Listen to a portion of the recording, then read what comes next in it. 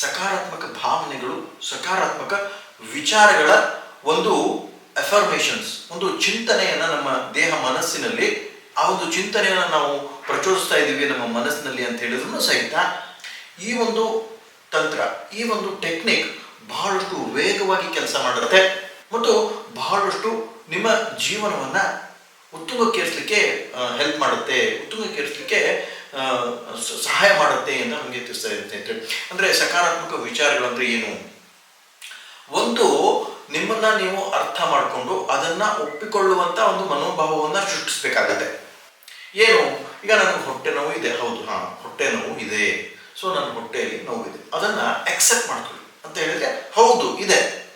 ಅದನ್ನು ಎಕ್ಸೆಪ್ಟ್ ಮಾಡ್ಕೊಳ್ಳೋ ತಕ್ಷಣ ಏನಾಗುತ್ತೆ, ನಮ್ಮ ದೇಹದಲ್ಲಿ ಇರ್ತಕ್ಕಂಥ ಶಕ್ತಿಗಳ ಒಂದು ಪ್ರಚೋದನೆ ಆ ಒಂದು ಭಾಗಕ್ಕೆ ಹೋಗಿ ಅಲ್ಲಿ ಹೀಲಿಂಗ್ ಎಫೆಕ್ಟ್, ಅಲ್ಲಿ ನಮ್ಮ ಶಕ್ತಿಗಳನ್ನು ಸಕಾರಾತ್ಮಕವಾಗಿ ಸಂಚರಿಸುವ ಹಾಗೆ ಮಾಡುತ್ತೆ ದೇಹದ ಒಂದು ಕೆಮಿಸ್ಟ್ರಿ, ದೇಹದ ಒಂದು ರಾಸಾಯನಿಕ ಕ್ರಿಯೆ.